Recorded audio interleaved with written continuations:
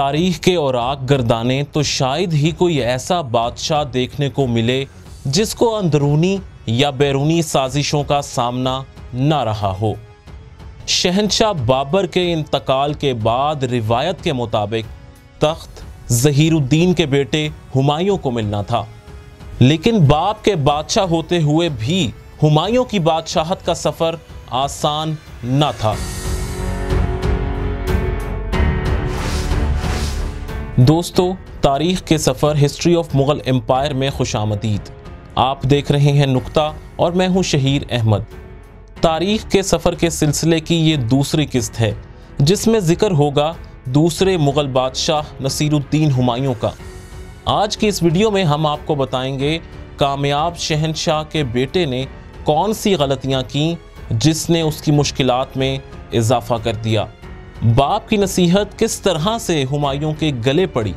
शेर शाह सूरी ने कैसे हुमायूं को दोस्ती के नाम पर मुंह के बल गिराया और 9 माह तक अय्याशी का क्या नतीजा निकला।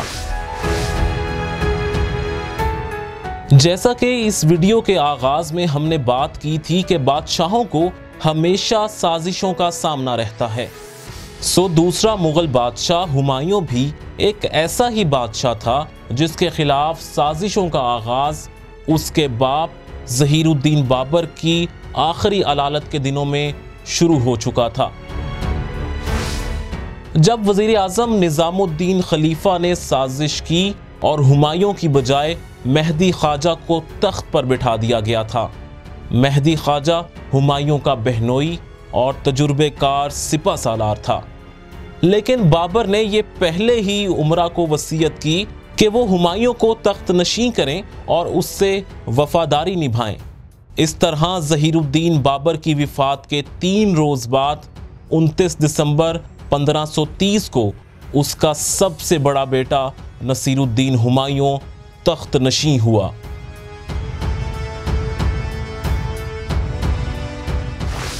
हुमायूं 17 मार्च 1508 को काबुल में पैदा हुआ था। उसकी वालिदा का नाम माहम बेगम था और उसके 3 और भाई कामरान, अस्करी और हंदाली थे। नसीरुद्दीन हुमायूं ने 20 साल की उम्र में अपनी पहली कामयाबी बदख्शां का गवर्नर बनकर समेटी थी, जब उसने इब्राहिम लोधी के जर्नैल हमीद खान को शिकस्त देकर हिसार फिरोजा पर कब्जा कर लिया और सिर्फ 20 साल की उम्र में उसे बदख्शां का गवर्नर बना दिया गया।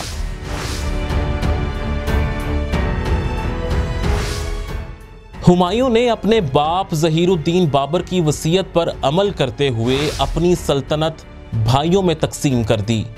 उसने कामरान मिर्जा को काबुल और कंधार, हंदाल को मेवात और अस्करी को संभल का इलाका बतौर जागीर दे दिए। अब चूंकि वो बादशाह था, सो उसने अपने चचाजाद भाई सुलेमान मिर्जा को बदख्शां का इलाका अता किया, लेकिन हुमायूं के इस कुशादा दिल इकदाम के बावजूद भाई उससे खुश ना थे। हुमायूं के भाई मिर्जा कामरान ने एक निहायत शातिर चाल चली। उसने हुमायूं को मुबारकबाद देने के लिए पंजाब की जानिब पेशकदमी की, लेकिन उसका असल मकसद हुमायूं की हुकूमत पर कब्जा करना था। इसीलिए कामरान ने अपने दरबार में चाल चली और अपने सरकर्दा अमीर किराचा बेग को दरबार में दिखलावे के लिए झूठ मूठ बुरा भला कहा और किराचा बेग बज़ाहिर अपने साथियों समेत फरार हो गया। लाहौर में मीर यूनस से पनाह तलब की। मीर यूनस मुगलों का वफादार गवर्नर था, सो मिर्जा कामरान ने सोची समझी चाल के तहत किराचा बेग को मीर यूनस की पनाह गाह में दिया ताकि लाहौर पर कब्जे के लिए रास्ता आसान बना सके। किराचा जब मीर यूनस के पास गया तो उसने उसकी इज्जत अफसाई की और प्लान के मुताबिक एक रात किराचा बेग ने गुरीला कार्रवाई की और लाहौर के दरवाज़ों पर कब्जा कर लिया और मिर्ज़ा कामरान के लिए लाहौर के दरवाजे खोल दिए। लाहौर पर कब्जा हो गया। फिर मिर्ज़ा कामरान ने पूरे पंजाब पर कब्जा कर लिया।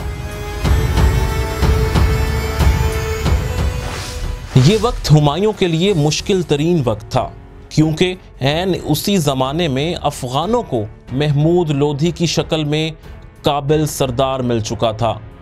वाली गुजरात बहादुर शाह और बंगाल का बादशाह नुसरत शाह भी तख्त पर कब्जे के ख्वाब देख रहे थे, और तो और राजपूत भी असर नौ कुव्वत बनकर उभर रहे थे।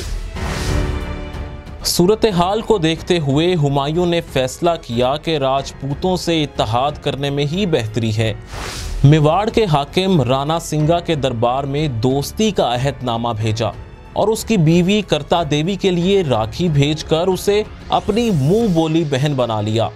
जब राणा सिंगा इंतकाल कर गया तो वाली गुजरात सुल्तान बहादुर ने अपने दोस्त सुल्तान मुजफ्फर से मिलकर रियासत चित्तौड़ पर हमला कर दिया। इस मौका पर रानी करता देवी ने हुमायूं को खत लिखा कि वो अपनी मुंह बोली बहन की मदद करे। हुमायूं जो उस वक्त बंगाल जा रहा था, उसने बहन की पुकार पर बंगाल की मुहिम तर्क करके रास्ते से ही मेवाड़ का रुख कर लिया। इस वक्त रियासत मेवाड़ का हाकिम राणा बिक्रमजीत राणा सिंगा का बेटा था और महमूद खिलजी के साथ जंग में मसरूफ था। मेवाड़ के दारुल हुकूमत चित्तौड़ में कोई अहम सिपा सालार मौजूद ना था, इसलिए राणा बिक्रमजीत की रानी जवाहर बाई ने फौजों की कमान संभाली हुई थी। इस सूरत हाल में हुमायूं फौज लेकर पहुंच गया। मुजफ्फर शाह ने हुमायूं के आने की खबर सुनी तो वापस गुजरात भाग गया। हुमायूं ने ताक़ुब किया और गुजरात फतह कर लिया। उधर राणा बिक्रमजीत ने महमूद खिलजी को शिकस्त दी और फिर चित्तौड़ पहुंच गया। हुमायूं ने वापस चित्तौड़ पहुंचकर राणा बिक्रमजीत की कमर से तलवार बांधी, जो पुख्ता दोस्ती का अहदनामा था। अब कहानी का एक दूसरा रुख शुरू होता है। शेर शाह सूरी नामी एक पठान सरदार, जिसका असल नाम फरीद खान था, उसने ज़हीरुद्दीन बाबर के ज़माने में मुग़ल फ़ौज में मुलाजमत की थी और वो हुमायूं की कमज़ोरियों से बखूबी वाकिफ़ था। उसने हुमायूं को पैगाम भिजवाया कि मैं मुग़लों का पुराना नमक ख़ार हूँ, मुझसे शहंशाह को कोई ख़तरा महसूस नहीं करना चाहिए, बल्कि मैं तवक्को रखता हूँ कि शहंशाह मेरी सरपरस्ती फरमाएंगे और अपने बेटे कुतुब खान की क़यादत में 500 सिपाहियों का दस्ता हुमायूं की फौज में भेज दिया। हुमायूं खुश था, सो जश्न का एहतमाम किया गया। इस 1.5 साला जश्न में एक नया शहर भी दीन पनाह के नाम से तामीर किया गया, लेकिन ये 1.5 साल जारी रहने वाला जश्न बहुत कुछ ले गया। ऐशो इशरत में गर्क होने का नतीजा ये निकला कि 1537 में शेर शाह सूरी ने बंगाल पर कब्जा कर लिया, लेकिन उसके बाद हुमायूं ने होश के नाखून लेते हुए शेर शाह सूरी के बेटे जलाल खान को शिकस्त देकर चनार और गौर पर कब्जा कर लिया। लेकिन यहां भी इस बार भी वही जश्न और अय्याशी की गलती की गई। 9 माह तक खूब दिन रात वही नाच गाना हुआ और रियासत को मुकम्मल तौर पर नजरअंदाज कर दिया गया, जिसका एक बार फिर फायदा उठाया शेर शाह सूरी ने, जिसने एक बार फिर बनारस पर हमला किया और फौरन ही चनार, जौनपुर और कनौज भी उसके कब्जे में चले गए। जबकि दूसरी जानिब शहंशाह हिंद नसीरुद्दीन हुमायूं शदीद फौजी ताकत की कमी के बावजूद बंगाल में अय्याशी करता रहा। जबकि दूसरी जानिब हुमायूं का भाई मिर्ज़ा हंदाल, जिसे हुमायूं ने बिहार में रहने का हुक्म दिया था, वो बिहार छोड़कर आगरा हुमायूं की सल्तनत चला गया और अपनी बादशाहत का ऐलान कर दिया। जब ये खबर हुमायूं तक पहुंची तो हुमायूं बंगाल से वापस रवाना हुआ, लेकिन उससे पहले कि वो आगरा भाई के पास पहुंचता, रास्ते में शेर शाह सूरी फौज लेकर आ गया। अप्रैल 1539 में हुमायूं और शेर शाह सूरी की फौजें आमने सामने हुईं। 3 माह तक सुलह की कोशिशें होती रहीं, जिसके बाद शेर शाह सूरी ने हुमायूं की फौज पर हमला कर दिया। हुमायूं जान बचाने के लिए भागा और घोड़ा दरिया में डाल दिया। ऐन दरमियान में उसके पांव घोड़े की रकाब से निकल गए और वो डूबने लगा। और यहाँ एक निज़ाम सका नामी शख्स ने अपनी मश्क के ज़रिए उसकी जान बचाई और बाद में उसकी मदद के बदले निज़ाम सका को 1 दिन की बादशाहत दी गई, जिसमें उसने अपने नाम से सिक्के जारी करवाए थे। शेरशाह सूरी से बचकर हुमायूं आगरा पहुंच गया। उसके भाई मिर्जा कामरान ने 20,000 सिपा सलारों के साथ उसकी मदद के लिए आने की पेशकश की, लेकिन हुमायूं को अपने भाई पर एतमाद नहीं था, सो मिर्जा कामरान वापस लाहौर चला गया। हुमायूं ने फिर 40,000 फौज जमा करके शेरशाह सूरी से टक्कर ली, मगर एक मर्तबा फिर शिकस्त खाई। अब शेरशाह सूरी को कोई ना रोक सका और वो दिल्ली पर काबिज हो गया। बाद अज़ां उसने हुमायूं को भी हिंदुस्तान से निकाल बाहर किया और यूं कई बरस पहले की जाने वाली ज़हीरुद्दीन बाबर की ये तंबीह दुरुस्त साबित हुई कि बेटा पठान से होशियार रहना। शेरशाह सूरी के बाद उसका बेटा सलीम शाह सूरी हाकिम बना, लेकिन उसकी वफ़ात के बाद सूरी ख़ानदान कमज़ोर पड़ गया, तो हुमायूं 1555 के आगाज़ में 14 साल की जिलावतनी के बाद दरियाए सिंध को पार करके दिल्ली पर कब्ज़े के लिए आ गया। पहले लाहौर फतह किया और फिर दिल्ली और आगरा पर भी कब्ज़ा कर लिया।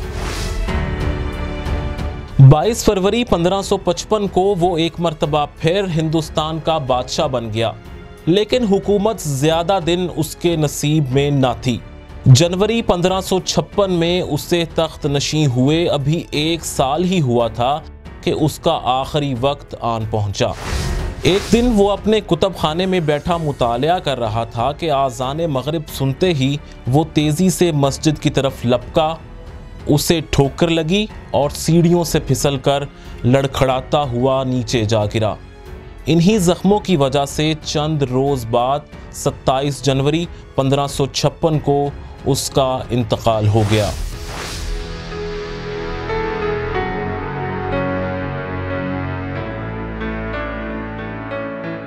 हुमायूं ने दिल्ली में एक मदरसा भी बनवाया। कहते हैं कि ये वही जगह है जहां आज हुमायूं का मकबरा है। हुमायूं जिंदगी में अपने नाम की तरह खुशबख्त न रहा, सारी उम्र ठोकरें खाईं। अपने पराये की बेवफाई और दुश्मनों की ठोकरों से 14 साल की जिलावतनी की ठोकरें भी उसका मुकद्दर रहीं। लेकिन ये आखिरी ठोकर जो मौत दे गई, चंद लोग उसे हुमायूं की नेक बख्ती समझते हैं, क्योंकि ये अल्लाह के हुजूर सजदे के लिए जाते हुए लगी, जिससे हुमायूं की ज़िंदगी का ख़ात्मा हुआ और हमारी series history of Mughal empire के दूसरे सिलसिले का भी। इस कहानी से आपकी मालूमात में कितना इजाफा हुआ, कमेंट बॉक्स में हमें ज़रूर बताइएगा। और अगर आपको हमारी ये वीडियो पसंद आई है तो इसे लाइक और शेयर कीजिए और हमारे चैनल को सब्सक्राइब करना मत भूलिए, ताकि आपको मज़ीद ऐसी मालूमाती वीडियोज़ पहुँचती रहें।